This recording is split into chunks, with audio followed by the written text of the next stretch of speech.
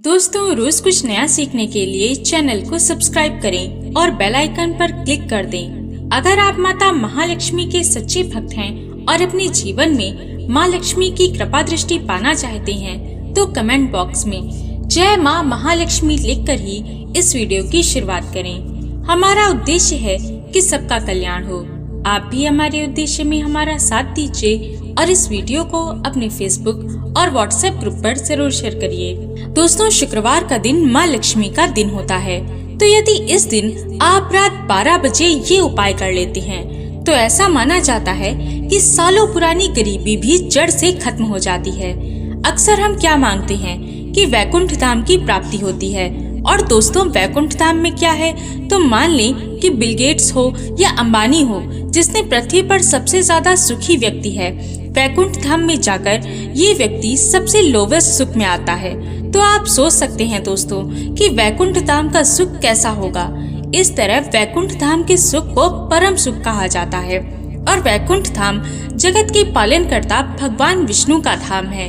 वैसे ही कैलाश पर्वत पर महादेव का, ब्रह्मलोक में ब्रह्मदेव बसते हैं, इसलिए भगवान विष्णु धाम वैकुंठ धाम बहुत ही दिव्य माना जाता है।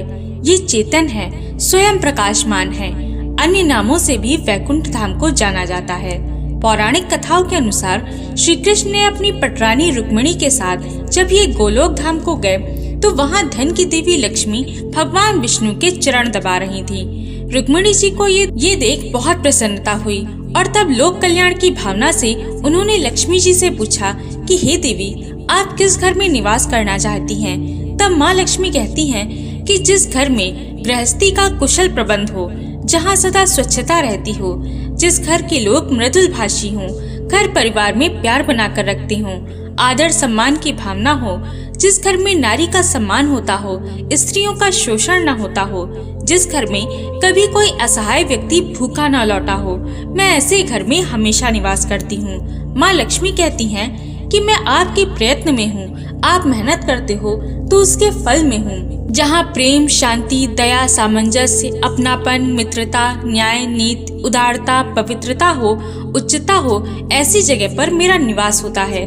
तो दोस्तों, इस तरह के घर में माँ लक्ष्मी निवास करती हैं। आज की वीडियो में हम जो उपाय आपको बताएंगे, उसे यदि आप कर लेते हैं तो आपके घर की दरिद्रता हमेशा के लिए दूर हो जाएगी।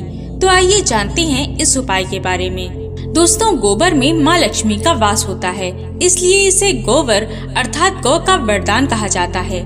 यदि आप गोबर से अपने घर पर थोड़ी सी भी भूमि लिखते हैं या यज्ञ करते हैं, उसके नीचे भूमि लिखते हैं। पहले जमाने में जब कच्चे मकान हुआ करते थे, लोग घरों को गोबर से लीपा करते थे और गोबर से बनी उन उपलों को अपने रसोई में प्रयोग करते थे, या फिर अपने घर में थोड़ा सा भी जलाकर इस पर गूगल का धूप, लोबान आदि का धूप जलाते थे, तो आपके घर पर लक्ष्मी का निवास होता है। ऐसी मान्यता है कि जिस घर में प्रतिदिन गाय के गोबर का उपयोग किया जाता है, वह घर हमेशा पवित्र रहता है। उस घर पर माँ लक्ष्मी का हमेशा निवास रहता है। आपके घर में धन धान्य की बरकत होती है। और यदि आप रोज सुबह शाम या फिर किसी भी एक समय गूगल की धूनी देते हैं, तो आपके घर के लिए बहुत शुभ माना जाता है। गूगल की धूनी देने के लिए आपको करना क्या है कि थोड़ा सा गोबर का कड्डा लेना है, उसे जलाकर उसमें 2 कपूर, 2 इलायची डालकर इसे गूगल के साथ जला दें और पूरे घर में इसका धूप दिखा दें। ऐसा करने से आपके घर में देवी लक्ष्मी का वास होता है। यदि आपके घर में नकारात्मकता बहुत ज्यादा है, तो आप गूगल की जगह लोबान जलाएं। दोस्तों, शुक्रवार का दिन माँ लक्ष्मी का दिन माना जाता है और शुक्र ग्रह से संबंधित शुक्रवार का दिन होता है। इस दिन यदि आप शुक्र ग्रह को अनुकूल करने का उपाय करते हैं, तो माँ लक्ष्मी की कृपा आप पर सदैव बनी रहती है। अगर एक बार आपका शुक्र ग्रह अनुकूल हो जाएगा, तो ऐसा माना जाता है कि धन, ऐश्वर्य, बंगला, गाड़ी, सुख, समृद्धि, जो भी आपके जीवन की लग्जरी है, जो भी आप चाहते हैं कि आपके पास धन मिले, पैसे मिले, गहने मिले, तो ये सभी लग्जरी आपको आराम से मिल जाती है। धन संपत्ति को दिलाने के लिए आपकी हर मनोकामना को पूर्ण करते हैं। आज हम आपको इलायची का एक ऐसा उपाय बताएंगे, जिसे यदि आप शुक्रवार की रात 12 बजे कर लेते हैं। कैसे करना है ये आज हम आपको बता देंगे कि आपको रात 12 बजे से पहले अच्छी प्रकार से हाथ, पैर, मुंह सब धो लेना है।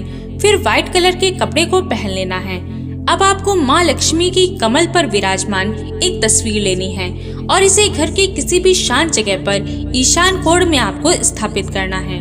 ध्यान रखना है कि ईशान कोण या उत्तर की तरफ इस तस्वीर को आप किसी लाल रंग के कपड़े को बिछाकर उस पर स्थापित करें। अब आपको एक दीपक तैयार कर लेना है।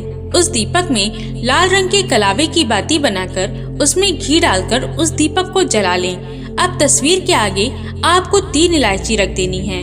फिर सबसे पहले गणपति देव का ध्यान करें। ओम गण गणपते नमः। इस मंत्र के बाद आप अपने इष्ट देव का ध्यान करें। इसके बाद माँ दुर्गा का ध्यान करें। दुर्गा माता की जय, इस प्रकार का जयकारा बोलकर आपको उनका ध्यान करना है। इसके बाद आपको माँ लक्ष्मी और विष्णु भगवान का ध्यान करना है।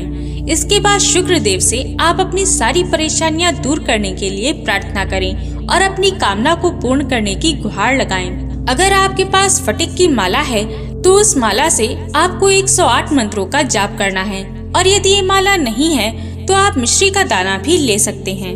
ध्यान रहे, यदि आप मंत्रों का ज्यादा जाप नहीं कर सकते तो कम से कम 21 बार का जाप अवश्य करें। मंत्र इस प्रकार से है। ओम द्राम द्रीम द्राम सह शुक्राय नमः।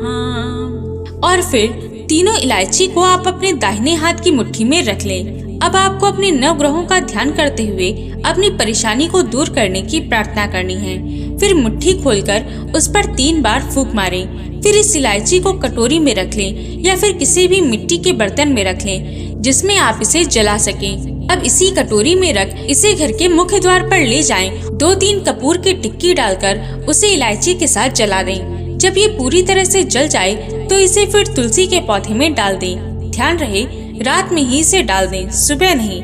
यदि आपके पास तुलसी नहीं है तो आप अगले दिन ले जाकर इसको नदी में बहा दें। इस उपाय को 4 से 5 शुक्रवार करते ही इसे करने के बाद आप स्वयं देखेंगे कि आपके जीवन में खुद न खुद धन और आश्चर्य की प्राप्ति होने लगेगी। यदि आपकी कामना है कि आपकी लाइफ लग्जरी हो तो इस उपाय को अवश्य करें। 4 से 5 शुक्रवार आप इसे करके देखें, आपको स्वयं इसका परिणाम मिलेगा। आपके जीवन में सुख समृद्धि का वास होगा, आपको ऐश्वर्य की प्राप्ति होगी। जय मां महालक्ष्मी।